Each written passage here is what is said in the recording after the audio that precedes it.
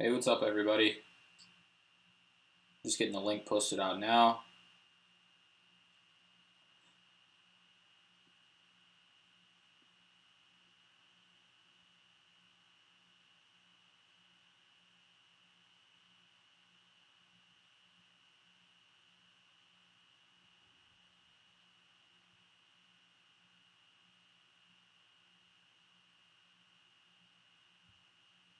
Give me just 1 second.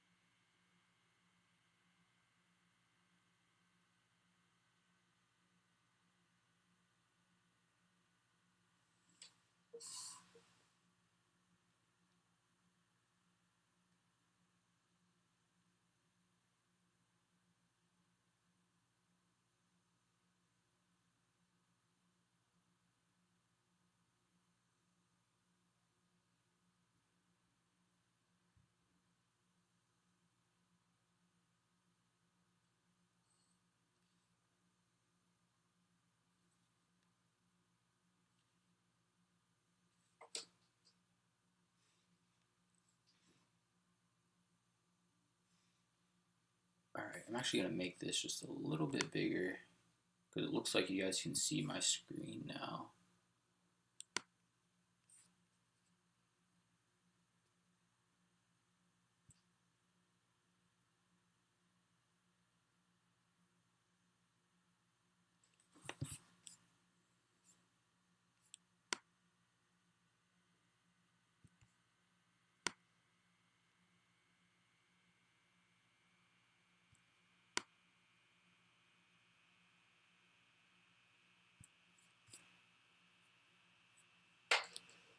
It's going to adjust it just a little bit, but we got a couple minutes before everyone jumps in here, so a little bit of housekeeping, just cleaning up the screen just a little bit for you guys, and then we will get into it today.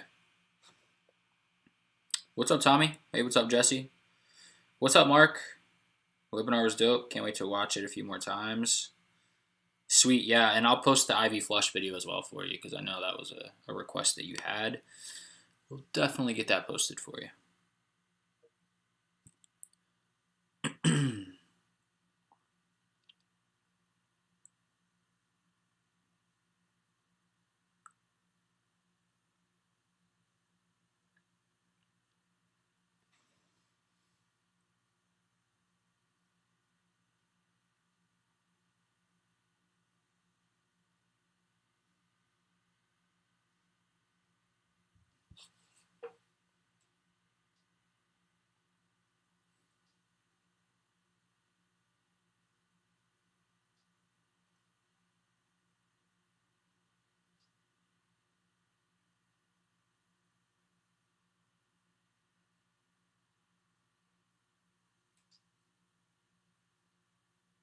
What's up, Vinny?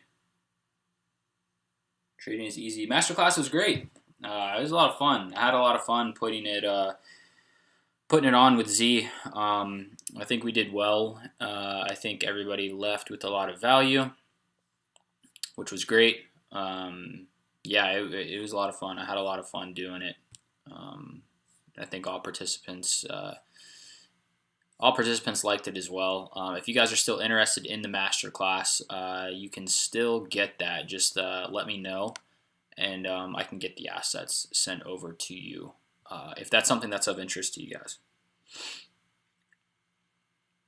All right, so we are right at 9 o'clock on the dot. Let's go ahead and jump into it because these lives are recorded as well on the YouTube. So if anyone has any questions or things that they want to, if they want to look at as far as the Sunday scans go, they can drop those in Discord later. But I want to be mindful of everyone's time. So it is 9:01. Let's go ahead and jump into it. Let's jump into this week, what we have, what's going on. This last week really wasn't too crazy of a week, I would say. Want to jump in to kind of talk about what we have really this week. Some things that I'm watching, things that are catching my eye. For me, Powell and FOMC rate hike meetings. The decision is on Tuesday, and then the meetings and the statements are on Wednesday of this week coming up. So big focus for me, as you guys know, is going to be SPY and QQQ based on that. Over the weekend, we also had some really big news on credit. I'm going to pronounce this wrong, but I'm going to call it Credit Suzy, CS, being bought out around, I think it was like 56 cents a share by UBS, which is big. So closed around $2 a share Friday. That's about a 70% shareholder loss. So it's going to put big pressure on CS. We saw that flow come in. You guys know that I said I was swinging end of March puts on CS, $1.50. The whale loaded April 21st puts based on what Keon have posted. You guys know I tailed it. I was down a little bit on that position, but I still have some of that position. So I'd be interested to see what we open at tomorrow on CS. I think Vinny also had that name too, if I'm not mistaken. We'll have to see if Vinny had it, but I think he tailed that CS move as well. So major news out of the European Union on over the weekend on that. Obviously, Bitcoin has been hot, so we're going to talk about some Bitcoin names over the weekend as well. Really more positive news on crypto. Basically China had, over the weekend, China legalized the large cap crypto purchases, which is going to, be interesting for names like Baba, names like JD, PDD, Baidu, Billy, names like that. The large cap China names, FXI. I'm going to take a look at FXI, see where we're at there before we jump into the individual China names. But that is accretive for those names, right? If Alibaba can start taking Bitcoin as payment, things like that, you can imagine that that's going to fare well for not only the crypto miners, but also those China large cap names. Bitcoin, on the other hand, that's the name that I want to talk about. Let's go ahead and jump into Bitcoin because that's a nice segue into Bitcoin.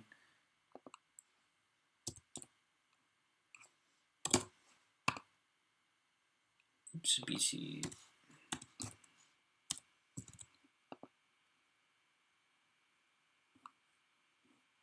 Okay, so Bitcoin, let's take a look at this from the, how do I want to look at Bitcoin today?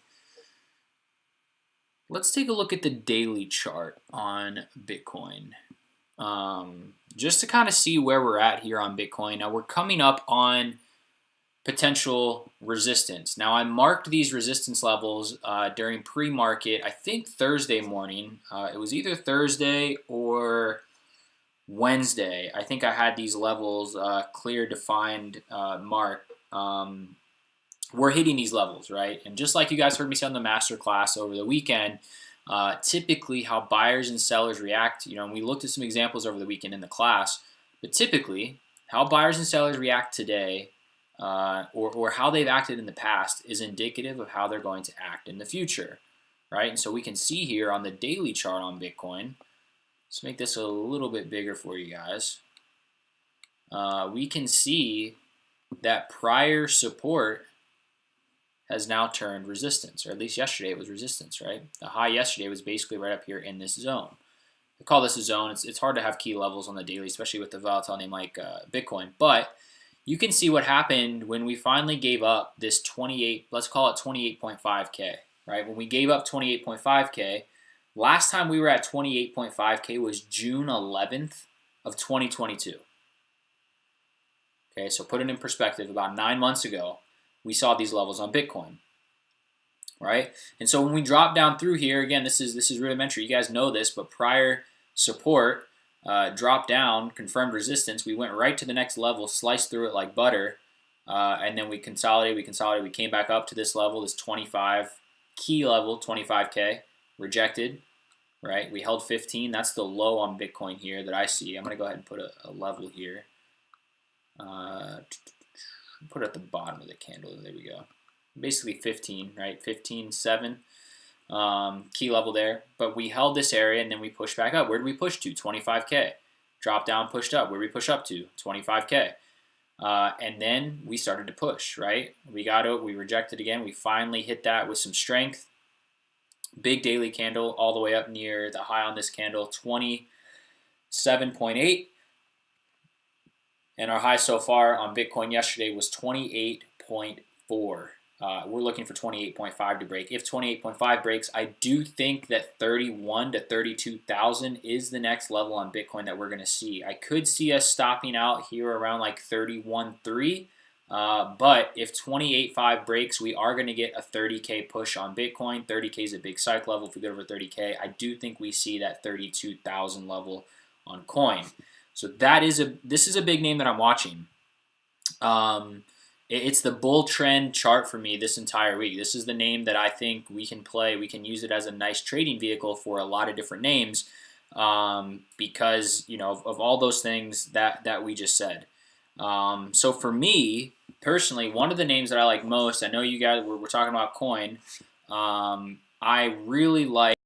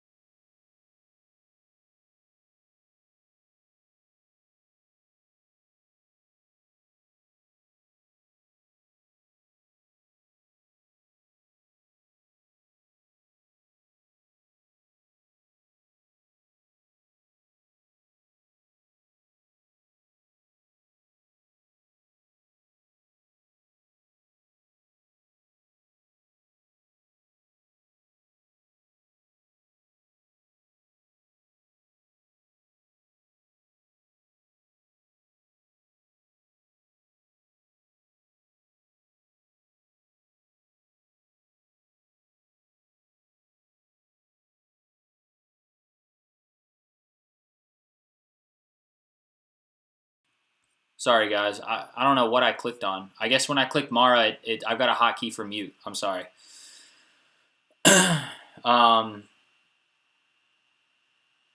So, you guys are missing the fire, but I'm back. I'm back now. You guys can hear me now. Let me walk through Mara again for you guys. Sorry, anytime I type the letter M, it's a hotkey for mute. So when I typed in Mara, it muted me. I'm back on now, though. Sorry about that. Yeah, it was a good talk. Sorry about that. This is like a weekly thing. I got to take the M off of hotkey because I forget about when I type in a name like Mara, it does that. So what I was saying with Mara, crypto is big, right? And so what I was saying, I'm gonna condense this a little bit for you guys, but basically, I like Mara here. I think that if Bitcoin continues to go, Mara could gap up over this 1918 level. Why is this 1918 level key for me? It's because we pushed up over 1918, right? We came back down to the same level, 1918. We pushed off of it, right? So we pushed, came down, we pushed, right? We pushed again. So we break out of 1918, and then we bounce once, we bounce twice, try to bounce 3 times, and we reject it. Okay? So that's a key level for me. Doritos, I know I haven't been muted for 15 minutes because I spent about 5 minutes talking about Bitcoin when I first started. So maybe 10 minutes, but not 15. You got to give me a little bit of credit on that. The scan started at 9:01 sharp. So, but anyway, $9.18 is a key level for me, and hopefully you guys see why. Like I said, 1 bounce, 2 bounce, try to bounce 3 times, break through. What happens? The same thing that happened on Bitcoin that we talked about at the 25K mark. Prior support then becomes resistance. Bounce 1, bounce 2, bounce 3. 3 areas of support, right? 1, 2, 3. Then what happens? We break down through it, we retest it, and now it's confirmed as resistance. So, assuming tomorrow that Mara does get over 1918, I would look for this to hold as support to play calls off of. If we're not over this level yet, let's say for whatever reason we don't gap up hard enough on Mara, I'm going to look at this level as a potential resistance area. Now, I do think that if you have $9 calls, they're going to be in the money tomorrow at open. I just think Mara is going to be up. It's going to be up pretty big in pre-market. That's my opinion on Mara. That's how I see it. But that's a key level for me. So I color coded these 2 levels, pretty clearly. And why? These are my big key levels that I like to play off on Mara because of one support bounce, 2 support bounce, try to bounce 3 times, reject it, and then we come back and reject it. Prior support, now resistance. Right? Why do I have this level? Well, we bounced from here in July of 2022 when we ran all the way to 1818. This is the same time frame that Bitcoin was breaking out. The last time Bitcoin saw 25K was right around this time frame, summer of 2022. Sorry, 28K. Last time we got 28K was summer of 2022. Okay, so we bounced here, 1818. Then what happened? Right, we break down through our levels. We come back here. When we break down through this yellow level, where do we go to next? Well, we go back to our key level at $6.14. Then we drop down to the next key level at $5.32. Then we drop down to $3.11. Okay, so that's how I have these levels marked. Now, why did I add these 2 levels here, 1318 and 1480? Pretty simple, right? Looking here, we have a gap up, right? Between September 8th, September 9th, we have a gap up, right? This is a key level for me. 1318. Why is it a key level? Because I have 1 shooting star candle here, 2 shooting star candles here. This is an area of interest for buyers and sellers. We already know that $9.18 is a huge level, right? Because we got a shooting star at 1318. We rejected and we came down to $9.18. We bounced here because we know that this was a support bounce, right? We come back up and we reject with another shooting star candle at 1318. Where do we go? We fall all the way back down to 1918. We push up again to 1318. We finally get over 1318. Where do we reject? The same place that we rejected right here on September 12th. right? Same place we bounced at when we reclaimed this level on August 10th. Okay, and when we rejected this time, we fell back down to 13.18. We fell down to 9.18. We fell down to $6.14, 5.32, then 3.11. On the way up, we hit all of these levels on the daily time frame. Okay, this is where swing traders, again, I say swing traders make their money on the larger time frames. What are we looking for? We're looking for buyer exhaustion candles. We're looking for seller exhaustion candles. What does that look like? Everyone says, how do I do that? What does it look like? Well, we're looking for an uptrend, number one, with a big wick, right? That means seller exhaustion. Well, here, 9.18 pushed all the way to a high of 15.62 with a wick over a key level on a daily time frame, right? And this is December 26th. If you buy 2-month out contracts, right? Let's say you buy the day after Christmas, if that's a Friday, 12/26, right? Well, now all of a sudden, you just bought puts on Mara at $14, and now December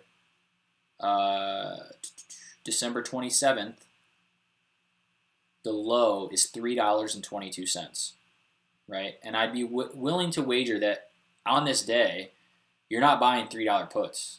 You're buying maybe $9 puts because you're playing down to this next level, right? 2 months out.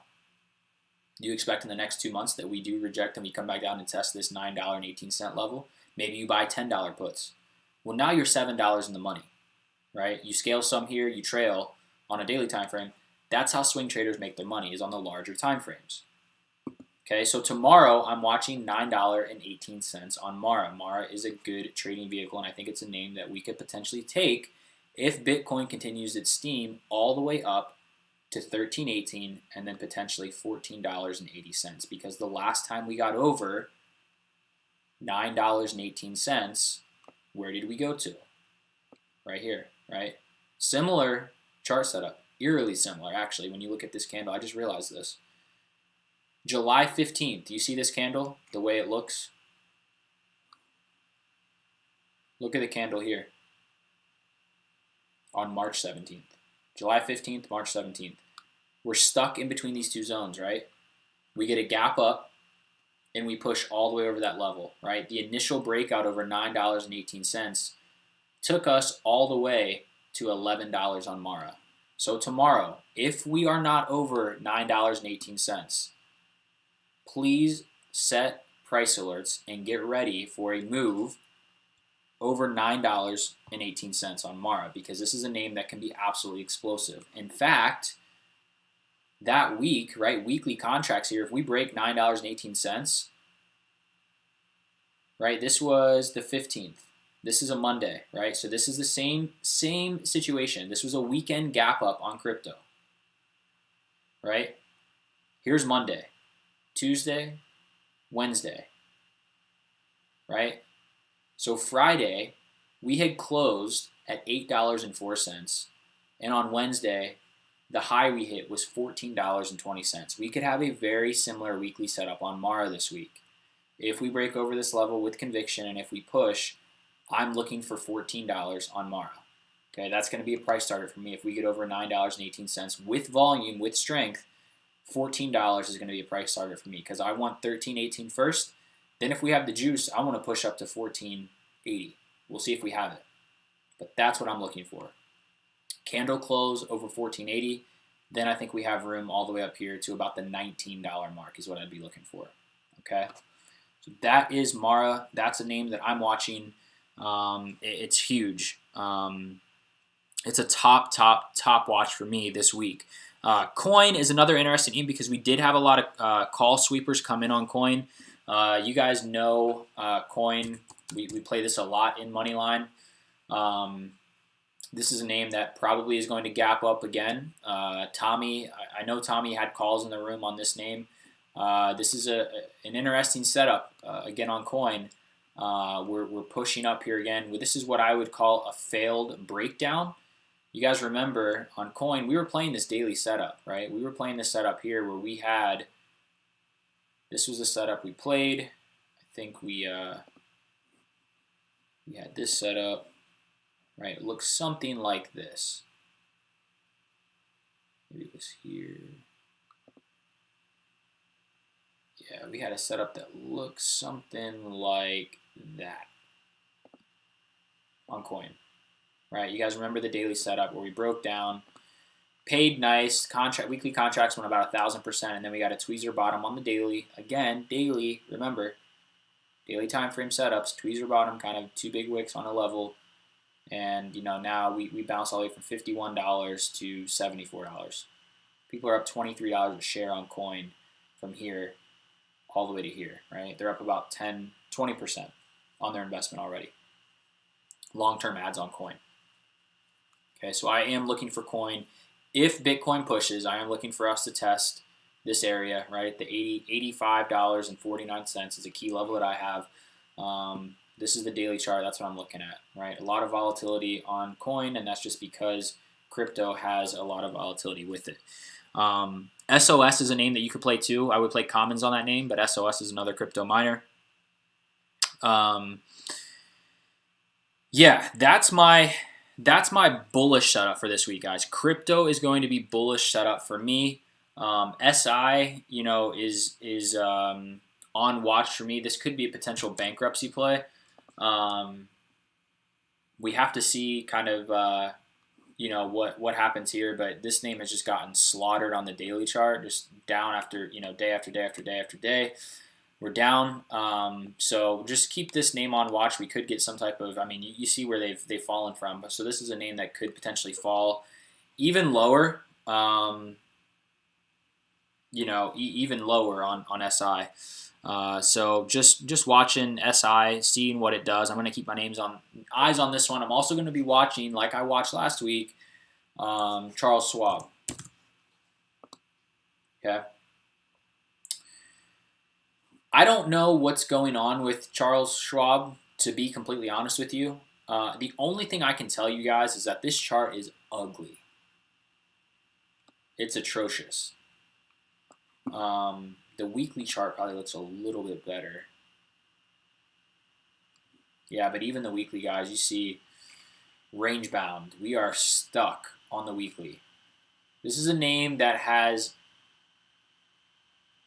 hundreds of billions of dollars.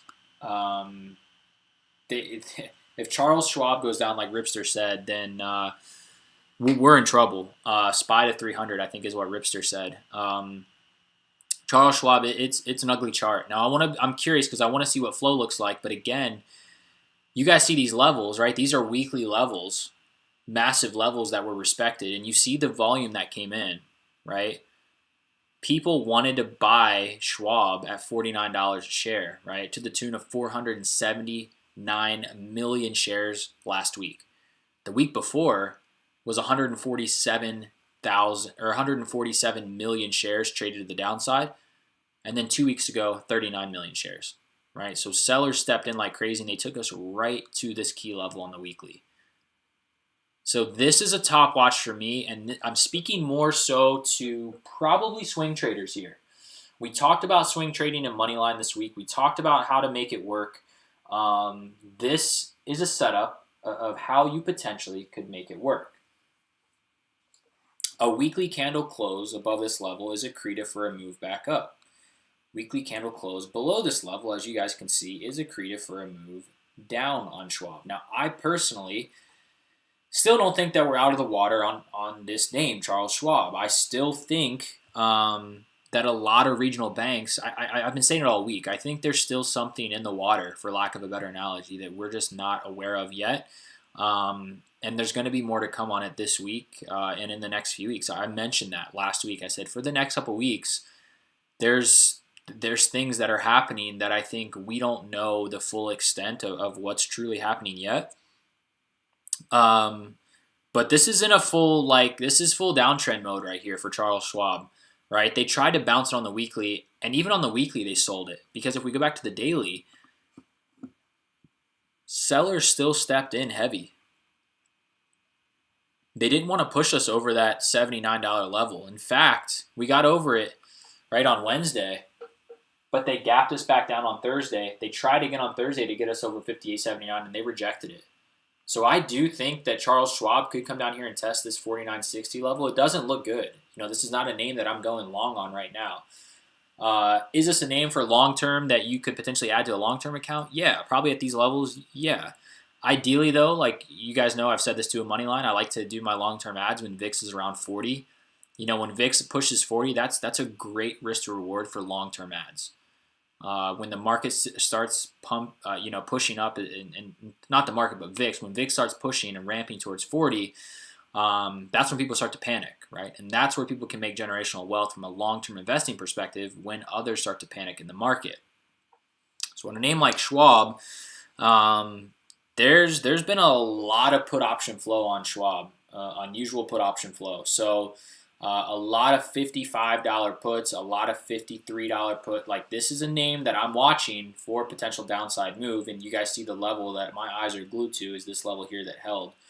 Even the $51 level is a big spot, but really 49.60, because that is a huge weekly level. That's the gap down I'm looking for. I'm looking for this 50 to 49 gap down, and then below that, first level I think we go test is right where buyers, bounced us from before, and sellers took us to $45 to the penny, is what I'd be looking for if we drop down through 49.60. So I think that, if these other regional names continue to push down, Schwab, I think, is going to push down with it. Like, I think Schwab's going with it. It's just a name that, for me, this is my bearish setup. I'm still looking regional banks. If you get anything from the Sunday scam, it's that crypto for this week. I'm looking for bullish momentum because I think crypto miners are going to be great trading vehicles for us to the upside. Regional banks are still, for me, going to be great trading vehicles and great indicators of where other financial institutions are going to go to the downside. So that's really, in a nutshell, what I'm going to be looking at. Flow, Mark, you can check out Keon on Twitter, or I also have a subscription to WhaleStream. That's where I look at all of my flow at. WhaleStream is a great application to use. All of you guys that were actually at the masterclass, an email is coming out to you tonight because you guys have 70% off of WhaleStream. And for those of you that are interested in getting WhaleStream, just DM me. I will send you a link, and it's with the coupon code for WhaleStream Flow service. But if you're not familiar with Flow yet, the best way to do it is just follow some people on Twitter that know Flow. Take a look at it, see how to digest it, how to decipher if it's buying or selling, if it's bearish or bullish, kind of the basics like that. That's where I would probably start. So yeah, that's really the bulk of it. What I wanted to cover tonight was those names specifically. Now, what I want to jump into now is basically take you guys through SPY. You guys have my bullish thesis. You have my bearish thesis for the week. Let's take a look at SPY. Bitcoin is ramping, so no idea where SPY is going to go tomorrow. But let's take a look at the daily and just see where we're at, right? Let's see where we're at.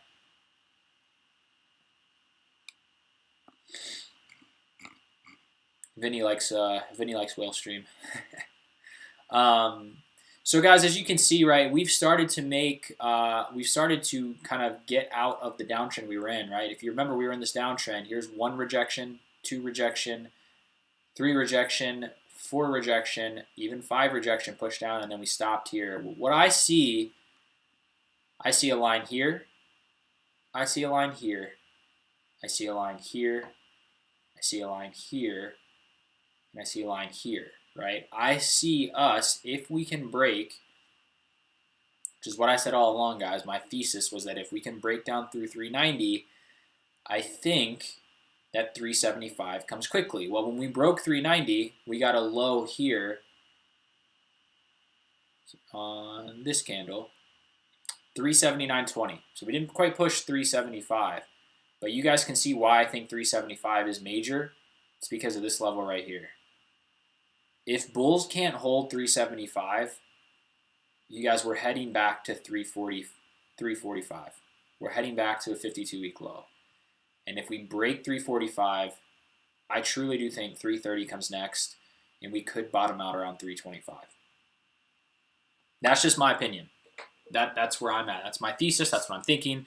You talk to someone like Yellowbird. He thinks SPY is going to be back in the 200s. because he sees way more down pressure.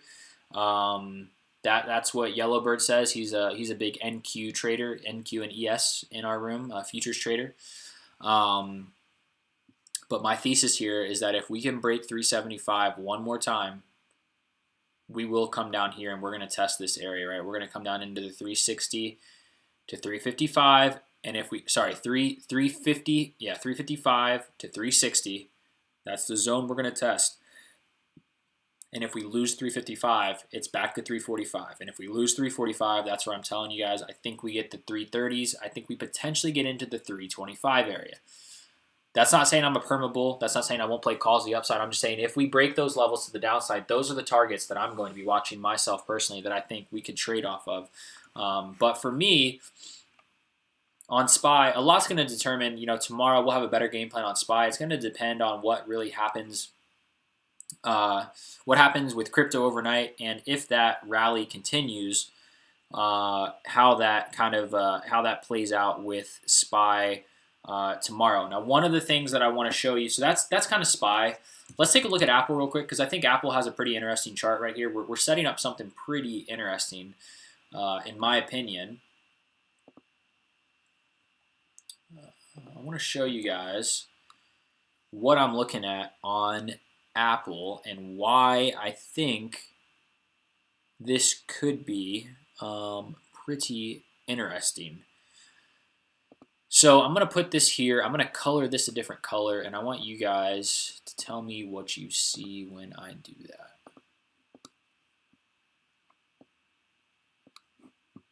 Then I want to add a trend line, and I want to take it all the way from here to here.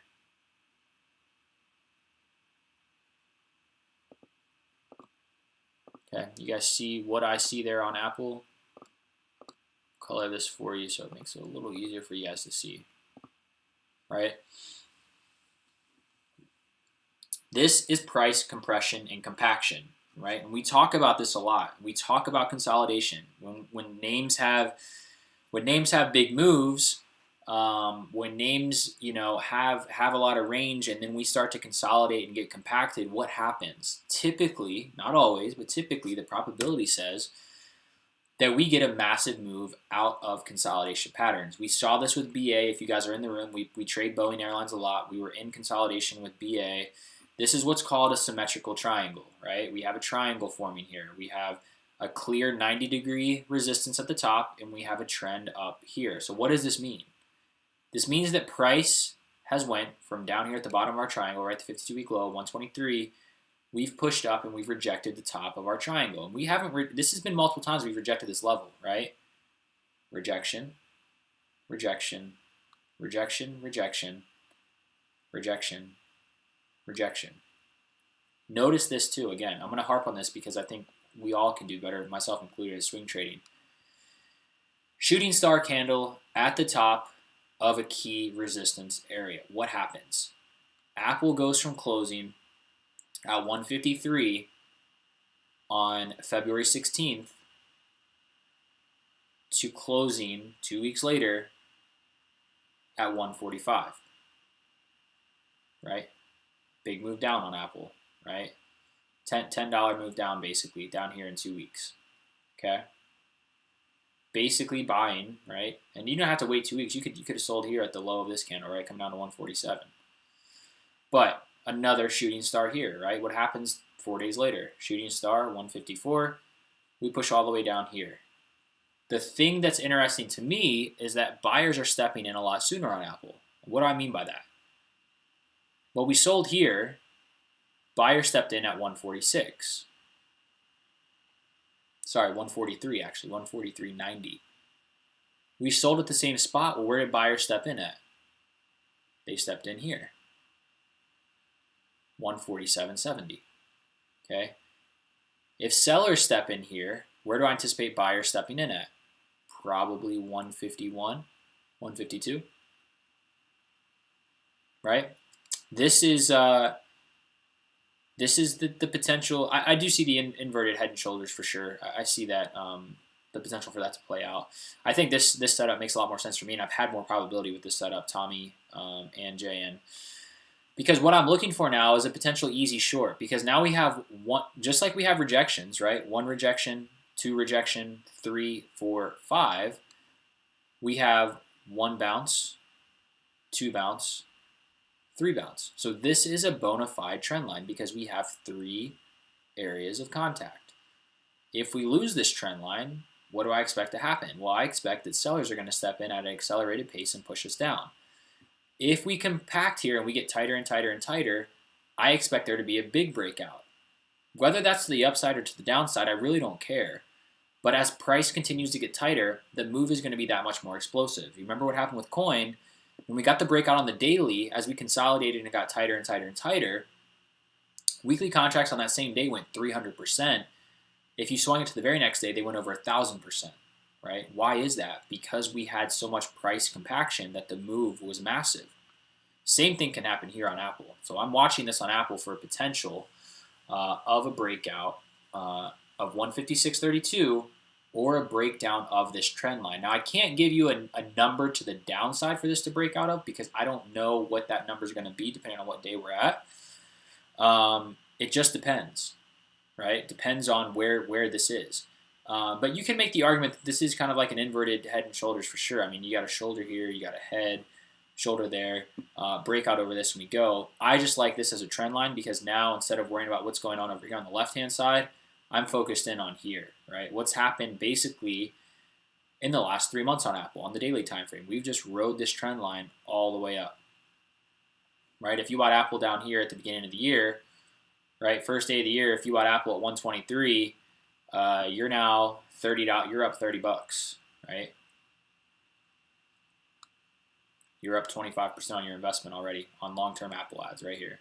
This is a great place to sell Apple if I'm a long-term investor, or at least to scale some. If I'm maybe not a long-term investor. If I'm a swing trader and I went long on Apple Commons, this is probably a place I'd look to trim some. So I'm up 25%, and this is an area that we've rejected once, twice, 3 times, 4 times, 5 times, 6 times so far. Okay, so this is a setup I'm watching. Shout out to FS Trades on this one. He's always putting me on really good trades. One more trade I want to look at with you guys, and then I'll answer some questions for you. Sofi.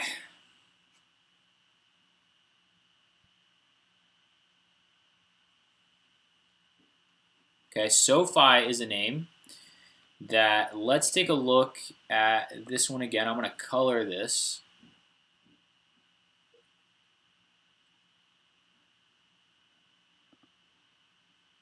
Okay, and actually, let me take this out. What I want to do is do a rectangle here.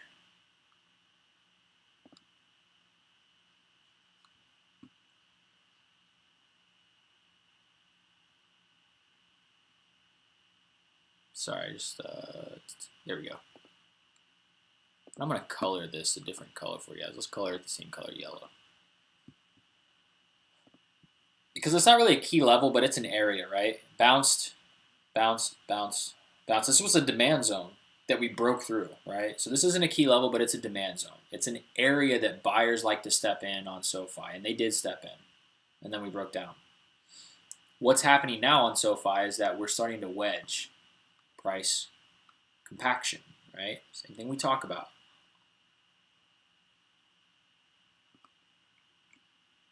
Make this a little bit bigger. But you guys know, I mean, you guys have traded with me long enough in Moneyline. You know what we're looking for, right? We're looking for price compaction. Why? Because price compaction typically leads to a bigger move. Sofi is a name that typically leads to bigger moves when we have price compaction. You don't believe me? Take a look back here. Let's look back in February. What happened? We had price compaction, right? We traded basically between $6.30 and $6.90. And what happened?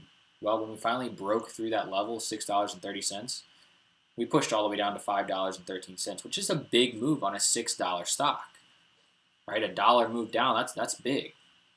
20% move. Okay, so this is massive. This is what I'm looking for here. We break this level, right? We break out of this pennant, and we push off of $5.53, we could make our move right back up to $6 relatively quickly. So SoFi is a name that I really, really like. Now it's weak on banking headlines. We knew it was going to be weak on banking headlines. You could probably look at any financial name. We could look at PayPal. We could look at any fintech name or any name that has ties to bank. This is a big name. It's 9% short float, so not a huge short float.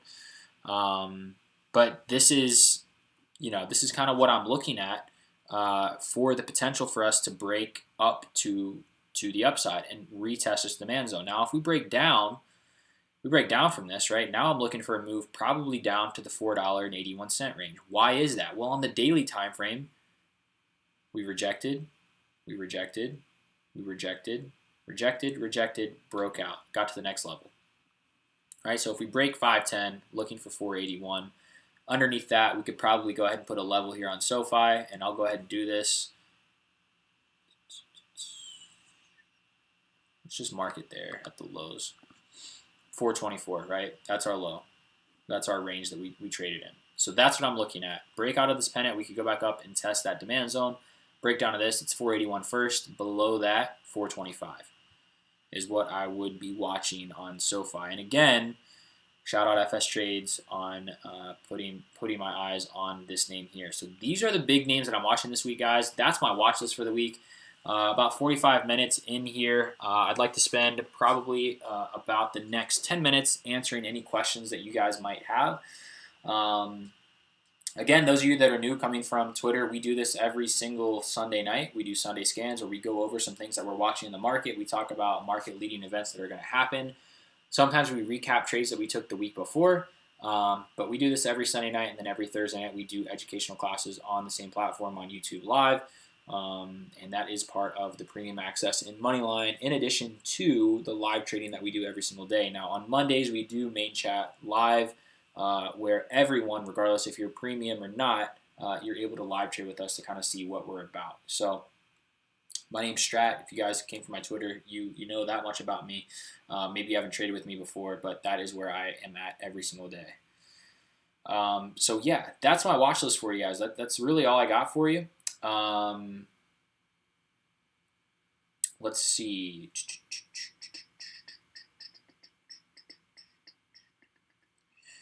Trading is easy. Yeah, any reason you prefer Mara over Riot? I think Mara just has, for me personally, I've always liked trading Mara a little bit better than Riot.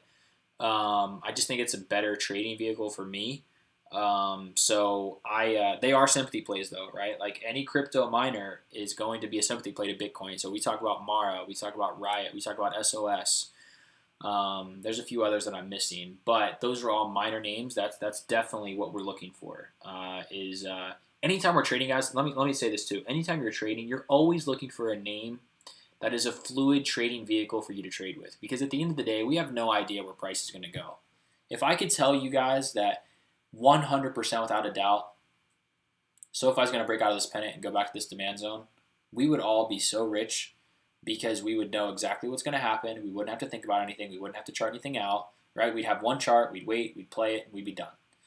We don't have that luxury because we don't know what's going to happen. So the best way for me to trade is to find the momentum, find the trend, and like you guys always hear me say, just grab a piece of the pie. I don't need to be there when the party starts. I don't need to be there when the party ends. I just need to be at the party for a couple drinks, have a good time, and get the hell out of there, right? That's all I'm looking to do. I don't want to overstay my welcome. That's not healthy in trading. You don't want to overstay your welcome to trade. Let a green trade turn red, for lack of a better analogy. And I don't need to be the first one there, right? Because I don't want to be standing around waiting for something to happen, getting bored, burning my mental capacity at a party, and then in the trading arena, getting to a trade early and burning your actual capital. That's not what you want to do. You just need to be at the party for a little bit of time, for a couple drinks, say hi to everyone, and get the hell out of there. That's all you got to do with trading. I don't have to be the first on the trend line. I don't have to be the last one. I just need to hit that trend line once or twice and get out of there.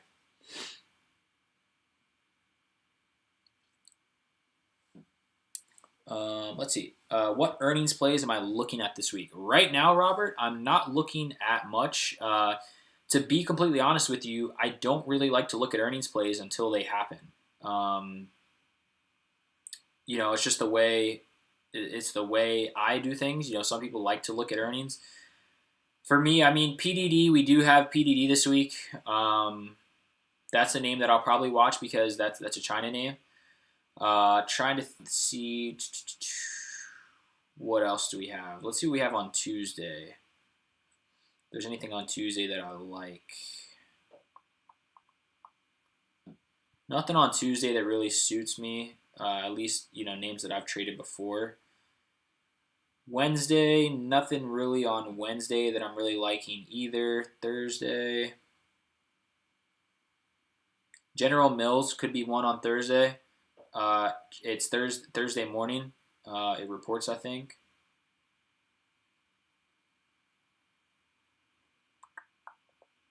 Darden restaurants actually report on Thursday too. I'm interested to see what Darden does, just out of sheer curiosity on Darden. Express is Friday. That'll be a big one. EXPR, that's a meme name. Could go crazy. We'll see what happens there. But yeah, as far as earnings go, nothing really crazy on earnings.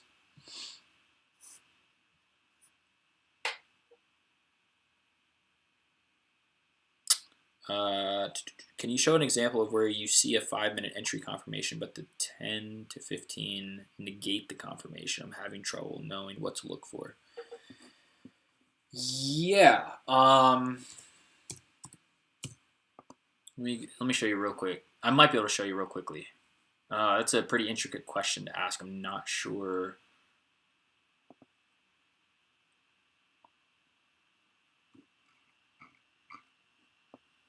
We'd have to find a very specific 5-minute time frame.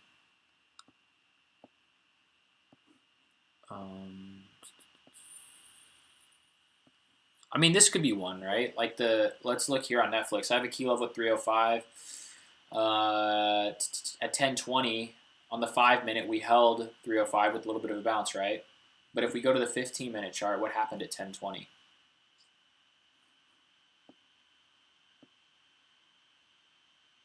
Right, 10:20 candle. This is the red 15-minute candle here. We just completely broke through that level. So the 5-minute maybe told you to get in because we bounced that level, but it wasn't a very bullish 5-minute candle, right? We bounced, but the 15-minute was still down here, right? So this is still a bearish 15-minute candle, even though the 5 looked like it bounced. Had the 5 given us a hammer candle, you know, a candle that maybe looks like this over a key level, maybe we would have played it. But that's an example of maybe a 5-minute candle. Maybe you want to take that because you know 305 is a key level. We held it before. Maybe you want to try and buy here and risk a candle close below. That's an area that I would probably give that 5 to 15 example at. So if SoFi gaps up on Monday, do we wait for a retest or do we jump into calls? How do you know it will just run? SoFi's interesting. I mean, you can play it. As soon as it breaks out of that, you can play it. If it's out of the pennant, really, JN, the way I played is just play my key levels that I gave you guys. I would just utilize those key levels if you're out of the pennant. I wouldn't just grab something. Now, if it breaks it and pre-market starts to run, the opening drive play could be get into SoFi calls to play that opening momentum move for sure. But those are a case-by-case basis, and you really just need to handle those on a case-by-case setting just to see what it does. But for me, I'm not just chasing something without having a good reason to chase it.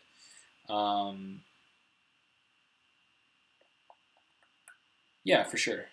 Robert, let's take a look at PayPal. Let's look at the 4-hour.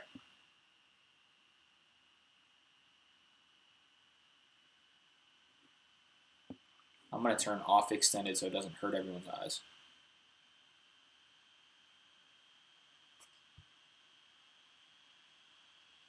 Okay, so here's the 4-hour chart on PayPal.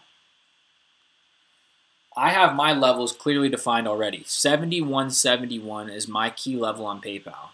Now, could I mark a level here? Yeah, I probably could. Why do I not have one there? To be honest, I don't know. We probably drag this level down just a little bit, actually, to be honest with you.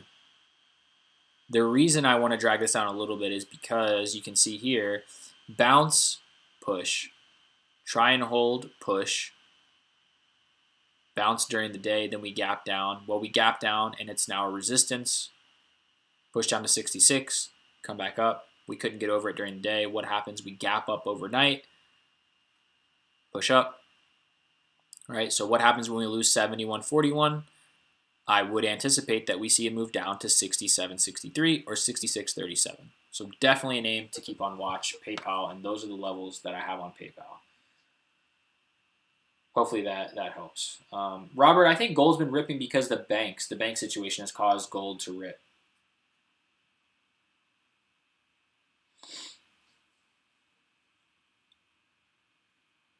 GLD, yeah, that's why it's ripping, I think. When there's uncertainty in the banks and the cash in the bank, people run to gold, right? Just think about it from an investor standpoint. If you have cash in a bank and you're worried about where your cash is sitting, what are you gonna do? What's gonna be valuable to someone if the banks fail? Gold, right?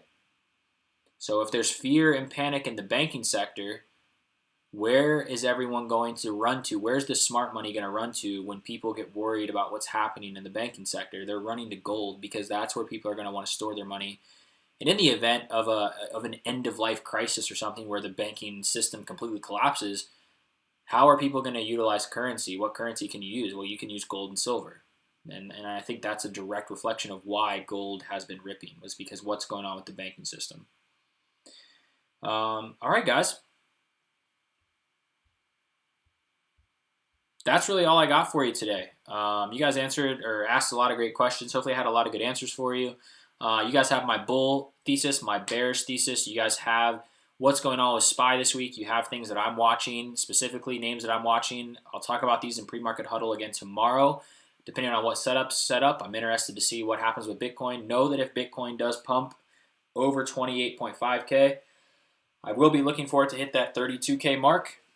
And we probably will be trading crypto names tomorrow morning because I think that will be an easy trading vehicle for us to see a nice gain on tomorrow. Now, the downside plays are still going to continue to be the banks, but that is what I'm looking at. And to your point, Robert, if the banks continue to push down, GLD, gold, and silver names like that can continue to see upside. So make sure you guys are watching that because GLD, just like Bitcoin miners are a good trading vehicle to the upside, GLD could be a good upside trading vehicle as well, assuming that the banking news continues to be somewhat bearish from a macro thesis perspective. So that's all I got for you guys. Hopefully it helps. If you guys need anything, you know where I'm at. I'm in the Discord every single day of the week. We are live trading there tomorrow with everyone. So looking forward to it. Hopefully you guys have a great evening, and I will catch you guys in the Discord. Any questions that you have, please drop them in the Discord. Everyone there is definitely willing to help, and I will see you guys in the pre-market huddle tomorrow at 9:15 Eastern. Make sure you guys bring your cup of coffee with you because it's going to be an exciting week this week. Can't wait for it, and I will see you guys tomorrow. Any questions? Like I said, any questions you have, let me know.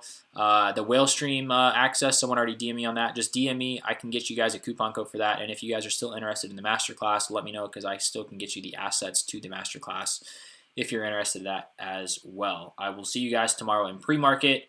Have a good evening.